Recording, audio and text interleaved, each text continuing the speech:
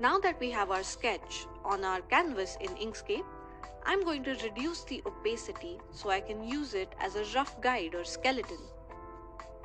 This is completely a personal choice, but I like to create designs in black or dark grey and add color at a later stage.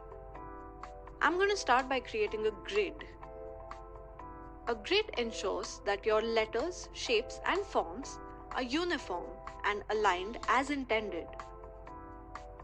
As we move forward in this process, I'll talk about a few foundation tools to create vector designs. These tools may look a little different depending on the software, but their primary function is the same. Once you get to know the tool, you can smoothly transition between softwares. You can always watch tutorials on YouTube or go to the help section to solve technical queries. Quick tip, you can slow down this video to review the steps.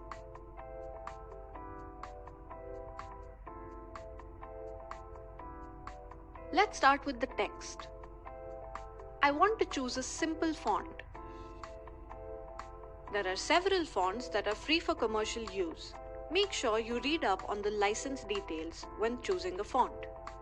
It is frowned upon when designers use a font just as it is in a wordmark or combination logo. This is because a simple typeface would not stand out or be memorable or significant. You can make small creative tweaks to fix this problem.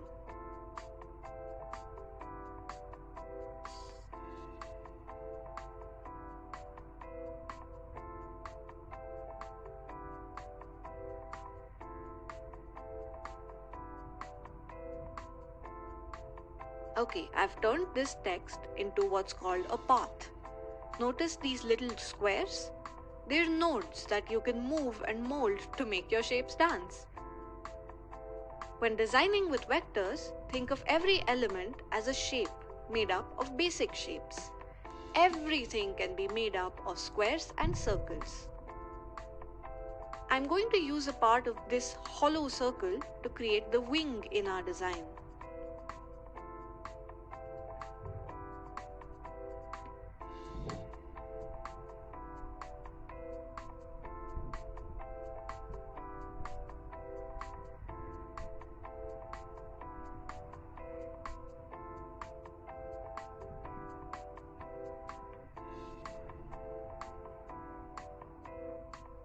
You may have noticed that I tried a few tweaks, didn't like them, went back a few steps and tried again. It's like a game if you're up for being playful with your design. I'm adjusting nodes to make two shapes look cohesive.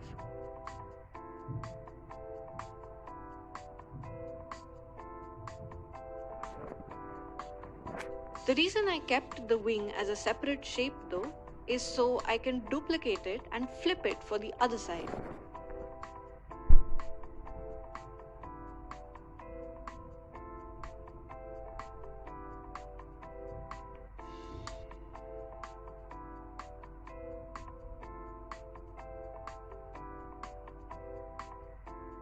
Okay, now I feel like our sketch guide is messing with the process, so I'm just going to move it away from the canvas.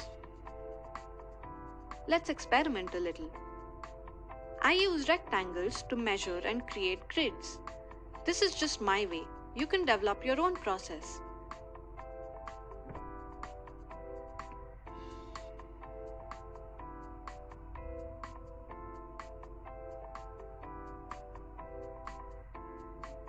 The more thorough you are with each measurement, the more refined your design will be. I'm using the grid guidelines to create the frame. This outline can be created by filling no color but applying a stroke in the color of your choice. You can also decide the thickness or width of your stroke. You can pull on the corner nodes to get a uniform curve instead of a pointy corner. You can turn off the grid lines when you want to look at your design as a whole.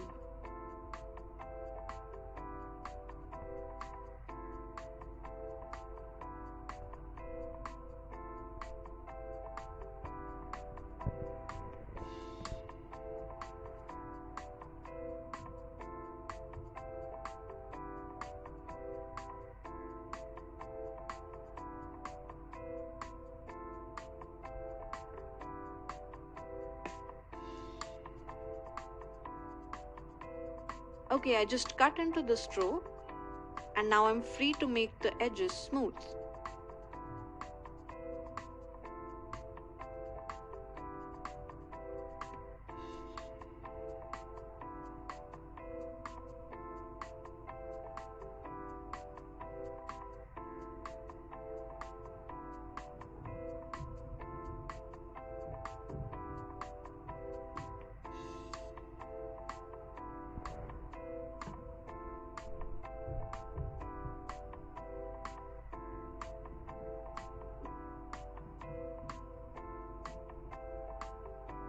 Inkscape has this squiggly tool and it's perfect to create the jalebi-like icon for our logo.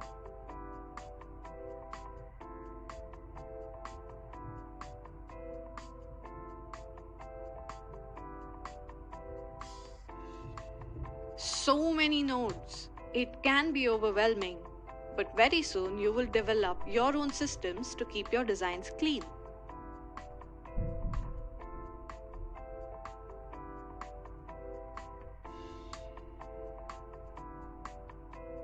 I'm using a circle here to complete the icon.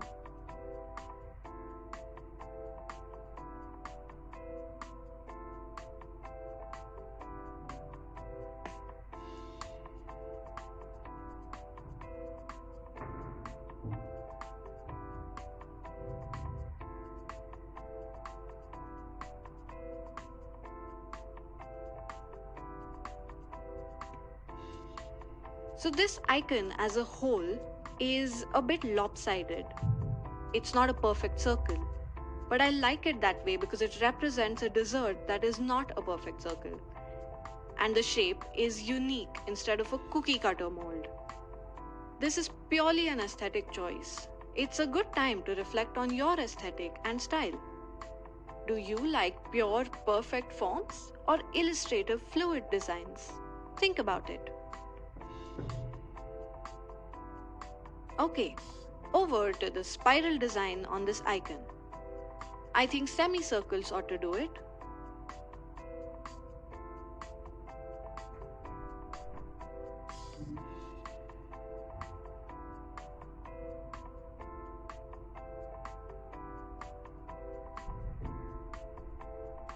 I may seem to be a little haphazard. You can be more precise if you want a perfectly symmetrical, uniform design. You can set precise angles to each rotation of a shape.